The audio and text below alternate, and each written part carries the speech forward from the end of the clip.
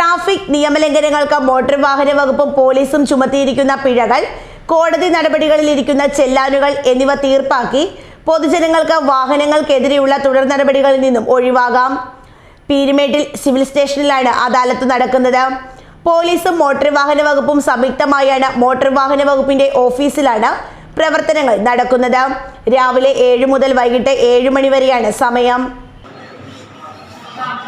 ബഹുമാനപ്പെട്ട ഗതാഗത വകുപ്പ് മന്ത്രിയുടെ നിർദ്ദേശത്തിന്റെ അടിസ്ഥാനത്തിൽ മധ്യമേഖലയിലെ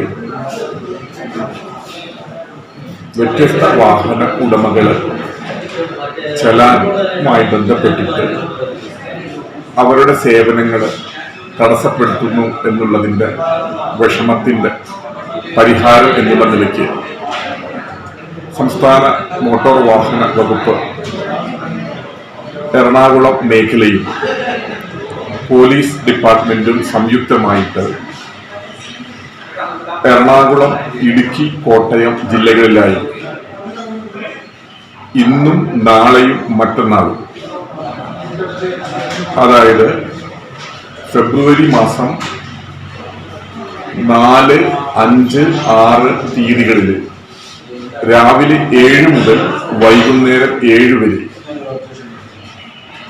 ഈ പ്രദേശങ്ങളിലെ വാഹനമുടമകൾ ചലാനുമായി ബന്ധപ്പെട്ടുള്ള സേവനങ്ങൾ തടസ്സപ്പെടുത്തുന്ന ആ ഒരു പ്രശ്നം പരിഹരിക്കുന്നതിന് വേണ്ടിയിട്ട് ഈ ചലാൻ അദാലത്ത് സംഘടിപ്പിച്ചിരിക്കുകയാണ്.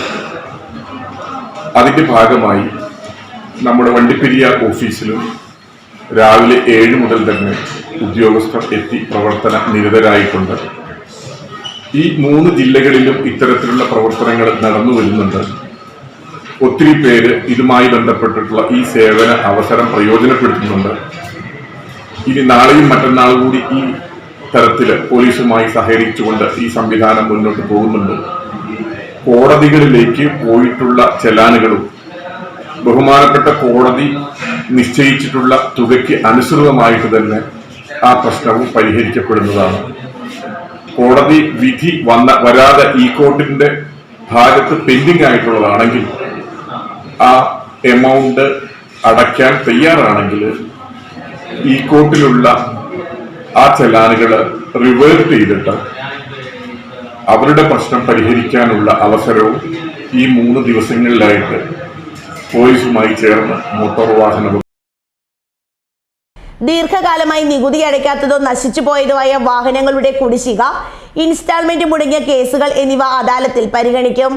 മോട്ടോർ വാഹന വകുപ്പ് പ്രഖ്യാപിച്ചിട്ടുള്ള ഒറ്റത്തവണ തീർപ്പാക്കൽ പദ്ധതിയുടെ ആനുകൂല്യവും അർഹമായ കേസുകളിൽ ലഭിക്കും. News bureau, Peermade.